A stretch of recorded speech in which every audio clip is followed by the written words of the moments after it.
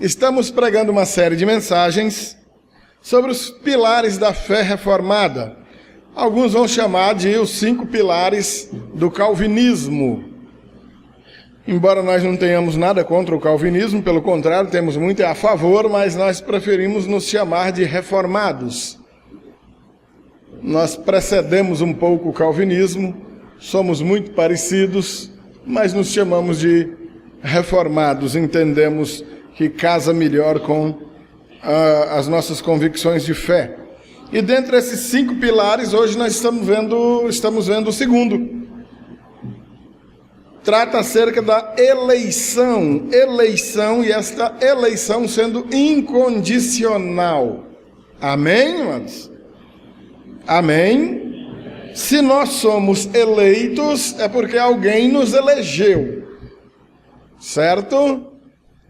Nada como esses dias agora para a gente poder ilustrar bem o que vem a ser essa questão de eleição, porque estamos tratando exatamente do referido assunto nesses dias, né? É só no que se fala. É 25, é 55, é 11, 43, é 25, eu tô doidinho. Parece uma banca do jogo do bicho. O que não falta é número. Mas, ao final desse pleito eleitoral, nós vamos verificar que alguns desses candidatos aí serão eleitos, não é verdade? Uma pequena parte deles será eleita. A grande maioria não será eleita, não é verdade? Porque tem muito mais candidato do que vaga, isso é perfeitamente normal. Esses que serão eleitos, eles vão se autoeleger? Será que é por causa do voto do camarada? Bom, já que eu sou candidato, eu vou votar em mim mesmo. Pá, pronto, só por isso ele está eleito? Claro que não, não é verdade? Ele será eleito por quê? Porque alguém vai votar nele. Ou seja, alguém vai eleger esse candidato ao cargo que ele almeja, seja para vereador, seja para prefeito, neste pleito dessas eleições, não é verdade? Ou seja, o indivíduo não elege a si mesmo. Amém, amados? Da mesma maneira, biblicamente nós temos que nós também não nos elegemos para a salvação em Cristo Jesus. Entendemos que Ele mesmo elege os seus. Eleitos segundo a presciência de Deus Pai, diz a palavra de Deus. Ou seja, eleitos por Deus, um grupo de pessoas no meio dessa humanidade toda que vocês estão vendo aí, em virtude da graça de Deus, e tão somente dessa graça de Deus, são eleitos, têm sido eleitos ao longo dos dias, ao longo dos séculos. Amém, amados? E isso é obra única e exclusivamente de Deus e de ninguém mais. A palavra de Deus diz no livro de Efésios, capítulo 2, a partir do versículo de número 8, que pela graça sois salvos, por meio da fé. Isso não vem de vocês, é dom de Deus, não de obras, para que ninguém se glorie.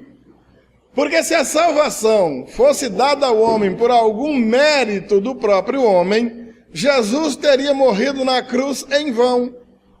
Bastaria eu, você ou qualquer ser humano desse planeta agir com alguma bondade, realizar algum ato de bondade, de generosidade, e automaticamente, como diria o herege Edir Macedo, Deus seria obrigado a abrir as portas do céu para você.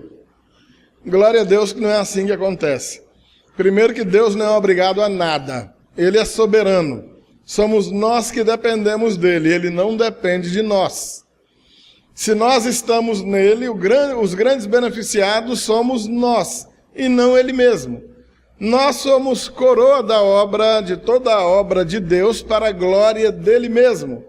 E nessa glorificação de Deus, ele tem escolhido alguns ao longo da história da humanidade, e é acerca dessa escolha que ele mesmo faz, que nós vamos estudar um pouquinho hoje.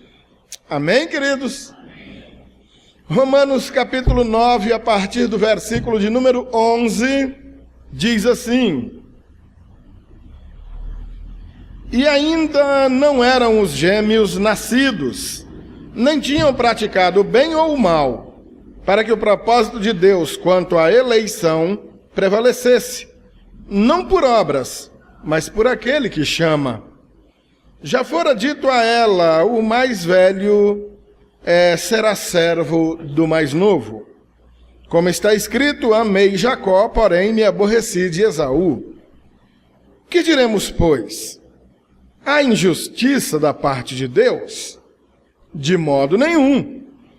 Pois ele diz a Moisés: terei misericórdia de quem me aprouver ter misericórdia, e compadecer-me-ei de quem me aprouver ter compaixão.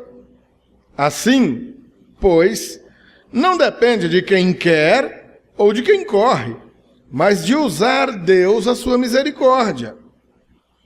Porque a Escritura diz a Faraó: para isto mesmo te levantei, para mostrar em ti o meu poder e para que o meu nome seja anunciado por toda a terra. Logo, tem ele misericórdia de quem quer e também endurece a quem quer. Tu, porém, me dirás: de que se queixa ele ainda? Pois quem jamais resistiu à sua vontade? Quem és tu, ó homem, para discutires com Deus? Porventura pode o objeto perguntar a quem o fez: por que me fizeste assim? Ou não tem o oleiro direito sobre a massa para do mesmo barro fazer um vaso para honra e outro para desonra? Glória a Deus. Os primeiros versículos, já que segue aí todo esse capítulo 11 que vem falando acerca da rejeição de Israel, que não é incompatível com as promessas de Deus, porque se Israel é o povo de Deus até a chegada do Senhor Jesus, hoje continua sendo o povo de Deus, não necessariamente a nação de Israel, um estado político denominado Israel, mas um Israel santo. Israel, a palavra Israel, o nome Israel apenas quer dizer príncipe de Deus, nada mais que isso. Essa nação santa, esse sacerdócio real, esse povo eleito de Deus, nada mais é que a igreja dele hoje. Não se trata de uma doutrina de substituição, mas de adequação. Deus tem separado para si um povo desde os dias que ele chamou o patriarca Abraão. Durante um bom período de tempo, esse povo de Deus era chamado Israel, aquela nação que você conhece, que está aí retratada no Antigo Testamento. A partir do Senhor Jesus, esse Espírito Santo dado pelo Senhor passa a ser derramado sobre toda a carne, independente se dele ser de Israel, dele não ser de Israel, dele ser rico, pobre, rei, escravo, mulher, homem, não interessa quem seja, o Espírito é derramado a todos e o conhecimento de Deus é distribuído a todo homem indistintamente, toda mulher, todo ser humano. A palavra que é pregada ao mundo inteiro, todo mundo tem acesso a ela. Ninguém poderá dizer que é 100% ignorante quanto à palavra de Deus, porque não teve a oportunidade de ouvir. Porque o Evangelho tem sido anunciado pelos 4 cantos do mundo e todo mundo tem ouvido a mesma palavra. Amém, amados?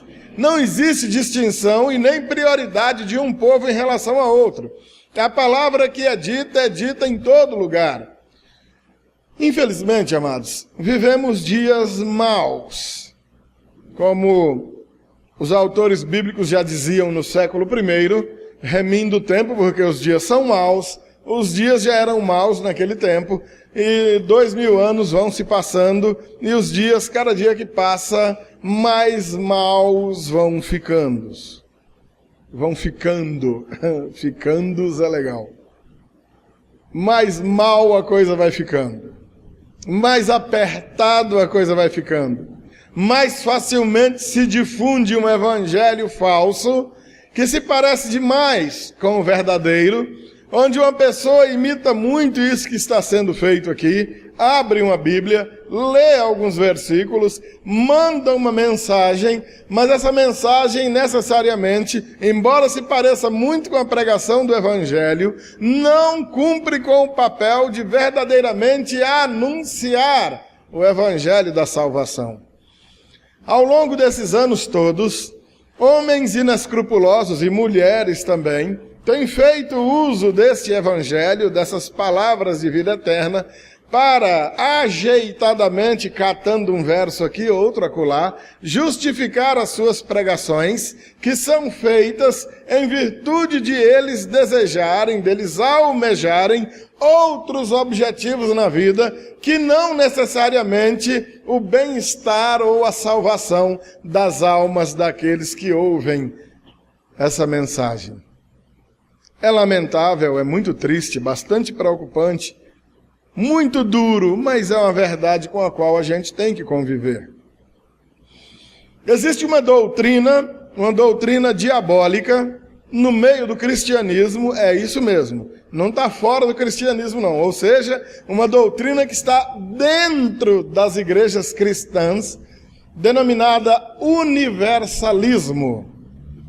Universalismo é uma doutrina segundo a qual vão dizer que Deus é um ser muito bom. Verdade, Deus é um ser muito bom.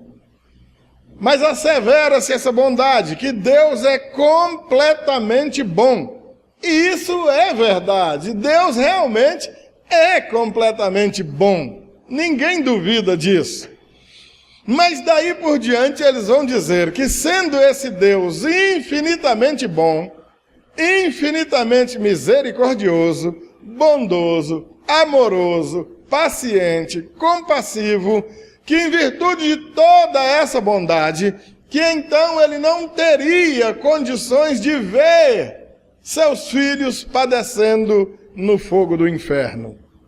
E daí, esses hereges que defendem essa heresia diabólica chamada universalismo, vão dizer que no final das contas, todo mundo vai se salvar. Ninguém vai para inferno nenhum, não. Ainda existem alguns mais radicais que dizem que no fim das contas, Deus vai perdoar até o diabo. Baseados nesse tipo de ensinamento, a fila de gente que realmente vai enchendo o inferno, cada dia engrossa mais. E para nosso espanto geral, não mais apenas fora da igreja, mas dentro dela também. Ora, mas como assim, pastor? O camarada está na igreja, nasceu na igreja, vive na igreja a vida inteira. Muito obrigado, Francisco. O cara é pastor, o cara está lá pregando. Pois é, rapaz, para você ver como é que é as coisas. Mas esse pastor, ele vai para o inferno, na verdade ele já está lá. Infelizmente.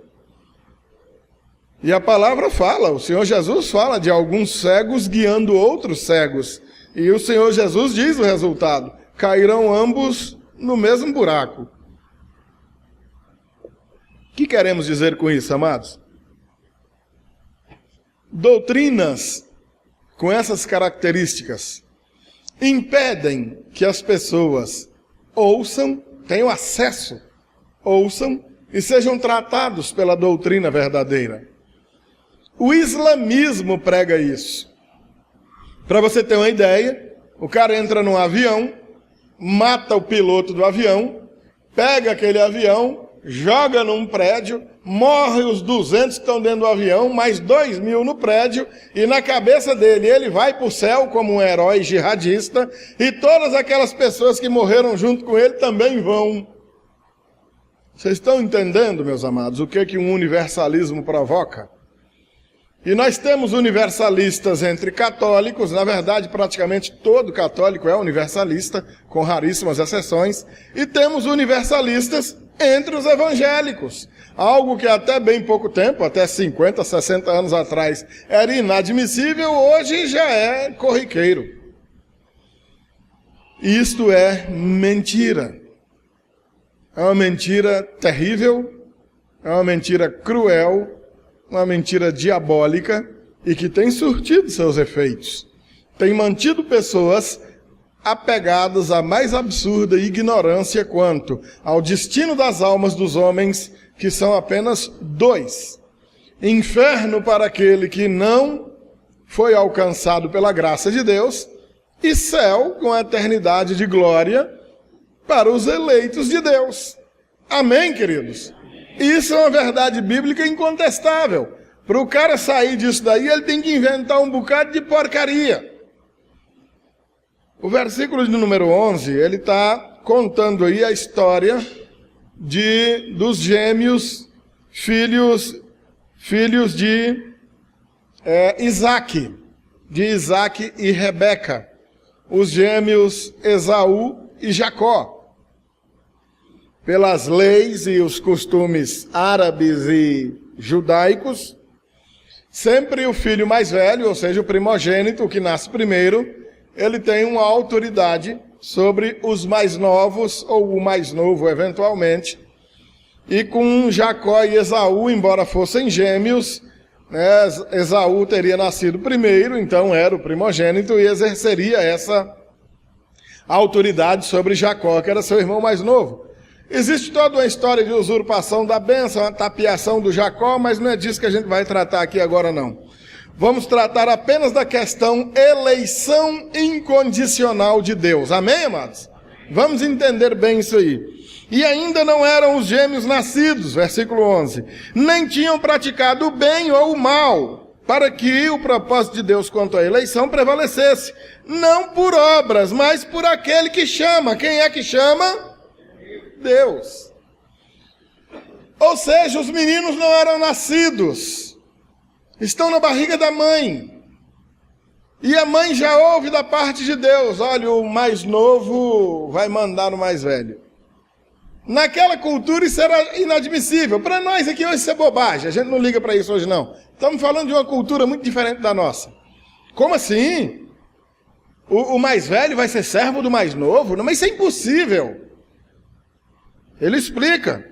Versículo 12, já fora dito a ela: o mais velho será servo do mais moço. 13, como está escrito: amei a Jacó, porém me aborreci de Esaú. Eu preferi um e não o outro. Mas detalhe, amados, prestem atenção: os meninos ainda não nasceram, estão na barriga da mãe. Nenhum dos dois praticou nem o bem e nem o mal. Estão entendendo, queridos? Amém? Deus simplesmente escolheu um.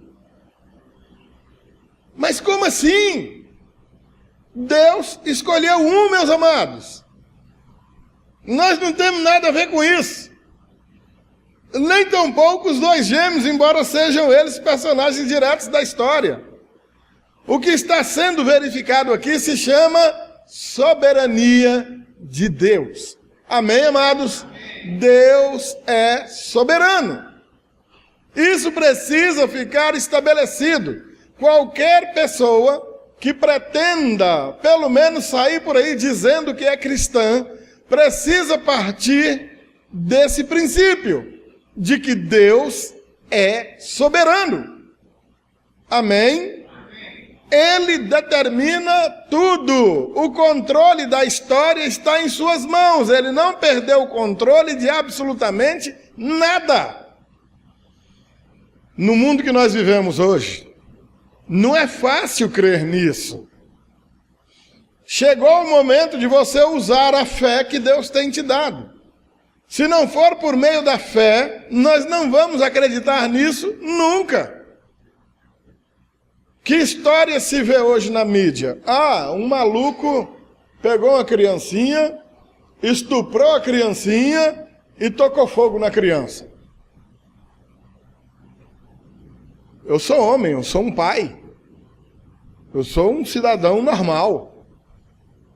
De vez em quando tem uns atos de loucura, mas eu sou normal. Evidentemente acende em mim uma ira como acende em qualquer um de vocês. Mas que espécie de ser humano é esse? E imediatamente as pessoas completamente desprovidas de fé vão dizer: um cara desse tem que morrer, tem que tocar fogo num vagabundo desse também. E no momento de ira é o mesmo que qualquer um de nós diga. Como é que o ser humano faz uma coisa dessa? E aí aparece um outro com menos fé ainda, um é totalmente desprovido de fé, o outro nem cogita a possibilidade de fé, e mesmo nem acreditando em Deus, vai e diz, onde é que estava Deus numa hora dessa? O que Deus estava fazendo que não viu isso? O camarada está pensando que Deus agora simplesmente vai sair pegando todo mundo pelo cabresto, obrigando aí como um jumento bravo, arrastado para aqui e para ali, fazer ou deixar de fazer, tudo quanto na nossa cabeça seja o que deveria ser feito. A maldade humana, ela percorre a terra inteira. Os 4 cantos da terra estão permeados, estão entupidos da maldade humana. Nós vimos isso no domingo passado, quando nós estudamos acerca do primeiro pilar, que é a total depravação do gênero humano. Amém? Você se lembra? E evidentemente não existe qualquer grau de satisfação, de alegria em Deus, e isso é testificado em nós pelo mesmo Espírito de Deus que Ele colocou em nós, diante de uma cena dessa. Com certeza Deus ficou tão chateado com aquilo quanto nós. Mas essas coisas existem, vão continuar existindo, por mais que nós as achemos absurdas.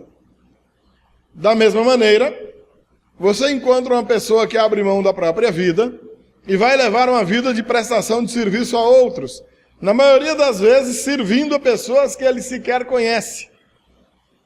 Pessoas, por exemplo, como o que alguns de vocês conhecem aqui, o irmão Orlando, o pastor Orlando Prata. Largou as filhas, a mulher, agora a mulher está lá ajudando ele também. De vez em quando a Isona, aparece por lá também. E qual é o serviço do Orlando? Ficar lá dentro do CRC, cuidando exatamente daquele povo que nós, sociedade, diríamos que isso tem que jogar no fogo, tem que matar um vagabundo desse, tem que deixar apodrecer na cadeia. E está lá o Orlando com 30 e poucos camaradas, alguns nunca cometeram crime nenhum, alguns estão lá só porque usa droga mesmo, mas no meio de vez em quando aparece um desses lá. E está lá o Orlando dando de comer, dando a cama para o cara dormir, pelejando para recuperar o camarada. Não compreendemos que o que executa esta ação é Deus, e somente Deus e mais ninguém. A maioria das pessoas com quem você conversar, se você perguntar, ei, você quer ir para o céu? Ela vai dizer, quero. Aqui e acolá você vai encontrar um que vai dizer, existe céu não, rapaz. Então tu quer ir para o inferno? Não, não existe inferno também não. Mas a maioria das pessoas vai dizer, não, eu não quero ir para o inferno não. Eu quero ir para o céu. E eu também. Mas note, versículo número 14. Que diremos, pois? Há injustiça da parte de Deus? De modo nenhum. E da onde proviria essa injustiça? Nos versículos de 11 a 13 a gente viu o que foi comentado. Para que o propósito de Deus quanto à eleição prevalecesse, primeiro, os gêmeos ainda não eram nascidos. Segundo, eles não tinham praticado nem o bem nem o mal.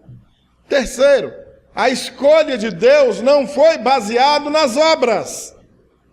A escolha de Deus foi baseada no querer do próprio Deus. E nós não compreendemos isso. Nós nunca vamos entender. Amém, meus amados? Não é concebível, não entra na nossa cabeça, não dá para nós. Excede demais o nosso entendimento. Mas por aquele que chama, a mais absoluta manifestação da graça de Deus. Homem nenhum merece. Nenhum merece. Ninguém merece. Ah, mas eu conheço um cabra que é tão bonzinho, pastor. Eu mesmo realmente não sou muito bom não, mas eu conheço um pessoal muito bom. Não é possível que uma pessoa dessa não merece. Eu não sei, amado. Deus sabe. Enquanto servos de Deus, nós temos uma obrigação: a de pregar, a de anunciar. Porque não existe outro meio do eleito tomar conhecimento da eleição que não seja por meio do ouvir a palavra de Deus. Esses eleitos não vão ser pegos a laço, não vão cair numa arapuca, Deus não vai pegar eles numa tarrafa. Eles precisam ouvir. Como crerão se não ouvirem? Como ouvirão se não há quem pregue? Como pregarão se não forem enviados? É exatamente por causa disso que nós estamos aqui. Pregamos o evangelho aqui entre essas quatro paredes, mas pregamos o evangelho lá fora, pelos 7 dias da semana, às 24 horas do dia, em todos os lugares em que estivermos, seja abrindo nossa boca e falando, seja por meio de nossas ações. O tempo inteiro estamos anunciando a salvação do Senhor Jesus Cristo. Os eleitos do Senhor vão ouvir essa palavra. E eles vão ouvir e vão atender esse chamado. Amém, amados? Os não eleitos do Senhor simplesmente não vão ouvir. Ou melhor, ouvir vão, mas como diz lá no meu Goiás, ouve, mas não escuta. Ouvem, mas ignoram. Ou entra aqui, sai aqui e não surte efeito absolutamente nenhum. Então no versículo 14 ele vai dizer: que diremos, pois, a injustiça da parte de Deus? De modo nenhum. Ele escolhe a quem quer. Olha, queridos, o mesmo livro de Romanos, no capítulo 1, os versículos 24, 26, 28, você vai encontrar 3 vezes seguidas a mesma declaração acerca do que é que Deus tem feito com aqueles reprovados. A primeira ideia que nos vem à cabeça é a ideia de um Deus castigador, não é? Então, o camarada fez alguma besteira e Deus vai e castiga o cara. Ataca nesse vagabundo. O camarada xingou um ali, chegou a acolá, bateu o carro, pega, marmota, Deus castigando o cara ali. Amados, isso é cultural, amados, isso não é bíblico. Se você tiver memória boa e anotar, chegar em casa, você leia Romanos capítulo 1, a partir do versículo 18, uma apresentação tremenda de Deus. E nesses versículos que eu citei, 24, 26, 28, você vai ler uma declaração terrível ali, dando contas de que Deus, sabe o que Deus fez com esses homens, esses reprovados? Deus não bateu neles, Deus não colocou uma doença neles, Deus não matou esses caras, Deus não deixou eles pobres. Sabe o que Deus fez? Apenas os entregou às suas próprias paixões. Deus pegou esses camaradas e os entregou a eles mesmos. E eu não conheço outra forma mais terrível de alguém ser punido nesse mundo do que ser entregue a si próprio. Como quem diga, como Deus diga para o camarada: vá lá, poderoso, te governa a ti mesmo, então. Vocês estão entendendo, queridos? Literalmente, foi isso que Deus fez. Entregou esses homens à sua própria mentalidade. Os entregou às suas próprias ideias, a seus próprios raciocínios. Vá lá, tudo bem, você me rejeita, você não quer ouvir minhas palavras, quer dizer então que você dá conta? Apenas são entregues a si mesmos. Trocando isso em miúdos, o que acontece com esses homens? Eles apenas estão na mesma situação em que nasceram. Só isso, queridos. Amém? Não tenho essa ideia de um Deus castigador, que bate, que quebra, que transforma o cara no mendigo. A maioria das pessoas perdidas desse mundo são ricas, sossegadas, tranquilas, não lhes falta nada materialmente. São reis, governantes. O texto aqui fala, inclusive, de um dos homens mais poderosos dos seus dias no mundo inteiro, o tal do Faraó. Olha o versículo de número 15. Pois ele diz a Moisés: terei misericórdia de quem me aprouver ter misericórdia, e compadecer-me-ei de quem me aprouver ter compaixão. O que ele está dizendo com isso, amados? Versículo 16. Assim, pois, não depende de quem quer, ou de quem corre, mas de usar Deus a sua misericórdia. Olha o versículo 17. Porque a Escritura diz a Faraó: para isto mesmo te levantei, para mostrar em ti o meu poder, e para que o meu nome seja anunciado por toda a terra. Ó, queridos, presta atenção só sobre faraós. A Bíblia conta no final do livro de Gênesis acerca de um certo faraó, gente muito boa, gente finíssima, que conhece um servo de Deus, conhece o José. E por causa da bondade desse faraó, porque Deus usa esse faraó dessa maneira, o povo de Deus é salvo da morte, não morre de fome. Passam alguns anos, 400 anos, morre um faraó, vem outro, morre um, vem outro. Chega os dias de Moisés, tem outro faraó sentado no trono. E Deus usa esse outro da mesma maneira. Todos dois foram usados por Deus. Um foi vaso de honra, o outro de desonra. Características do camarada: o homem mais poderoso do planeta nesses dias. Quem seria o homem mais poderoso de hoje? Sei lá, presidente dos Estados Unidos, a nação mais poderosa da Terra. Hoje em dia tem tanta nação poderosa que não tem nenhum em tanto destaque. Mas naqueles dias esse faraó então seria muito mais que um Barack Obama. Então o homem é um homem reprovado por Deus. E não obstante é um homem poderoso, é um homem riquíssimo. Vocês estão entendendo, queridos, do bondoso Deus, que o fato de uma pessoa ser abençoada por Deus nessa terra não está ligado ao poder que ele tenha, não está ligado à riqueza que ele tenha.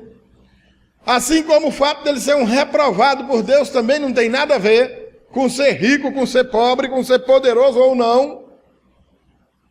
O evangelho fajuta pregado nos dias de hoje vai dar contas de que você só é abençoado por Deus se você tiver dinheiro, se você não adoecer. É proibido adoecer. Se você ficar doente aí, alguma coisa tu aprontou, meu irmão. Tu está em pecado. Confessa teu pecado aí, meu irmão. O que é isso? Isso é um evangelho pela porco. Evangelho sem vergonha, que não tem nada a ver com o evangelho bíblico.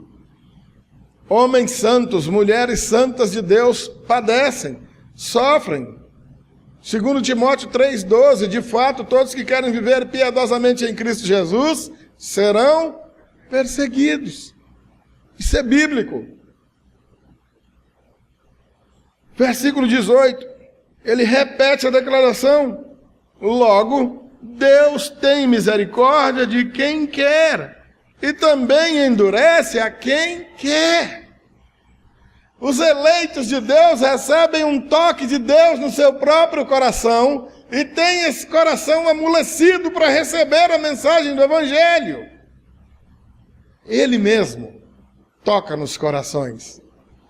É Ele mesmo que chama seus eleitos. Amém, amados? Não depende do nosso querer. Não depende do tamanho da carreira que a gente dê. Não depende do tamanho do esforço. Vocês viram na semana passada? Viram lá acerca da total depravação do homem?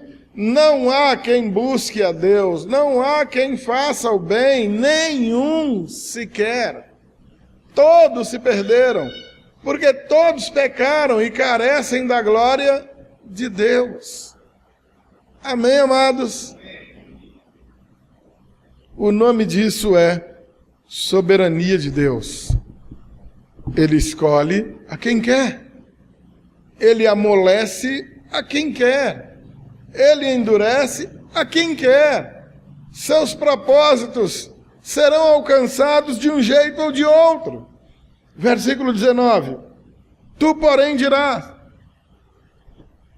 de que se queixa ele ainda? Pois quem jamais resistiu à sua vontade? Primeiro, Deus não se queixa de nada, Ele não está se queixando. Não se trata de queixa. Se trata de declaração.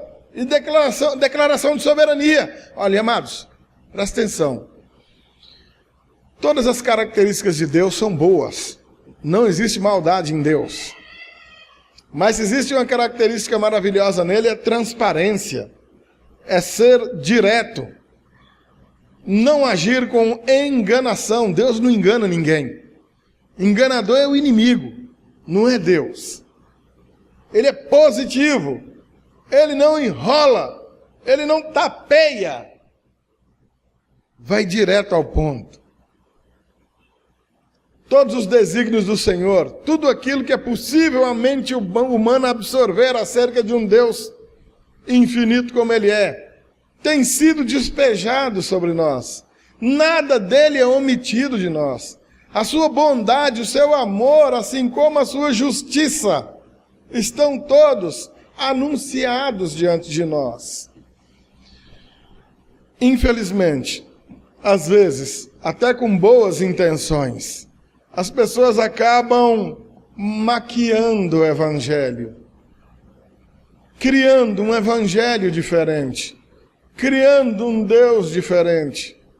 Deus já é bondoso o suficiente, mas a pessoa de repente sente a necessidade de criar um Deus ainda mais bondoso do que o que ele já é.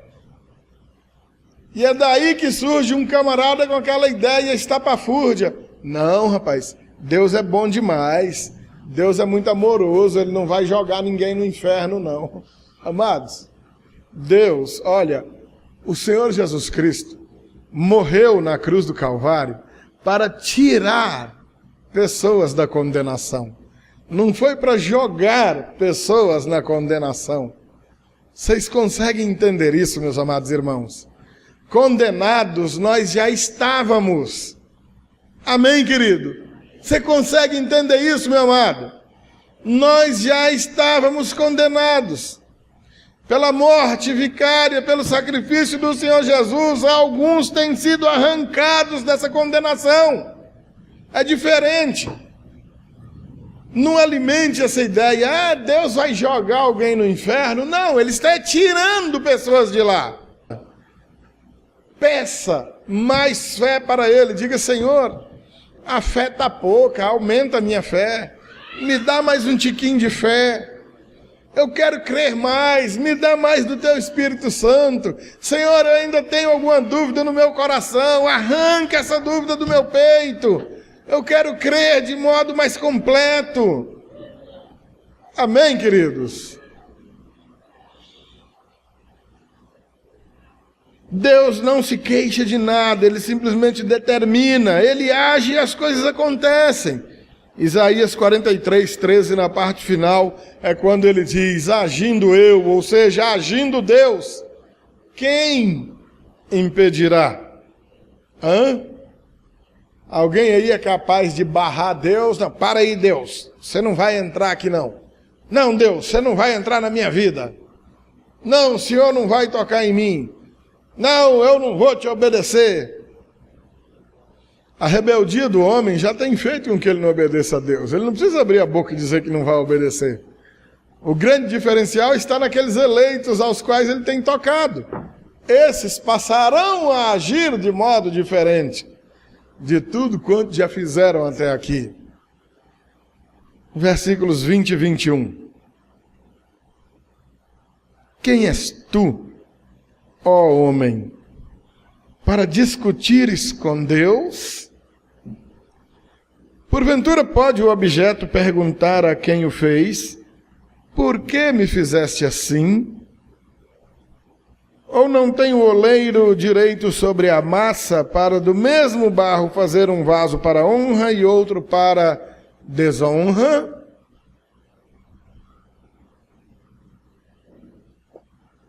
Cabe meditação, não cabe? Nós não somos nada, nem ninguém, que possamos contender com Deus. Amados, não dá para brigar com Deus. Não dá para bater boca com Deus. Não dá para se revoltar contra Deus. E como nós flagramos pessoas cometendo essa loucura? Ah, Deus me odeia. Ah, a diversão de Deus é judiar de mim. Acho que Deus não tem mais nada para fazer, Ele se alegra me maltratando.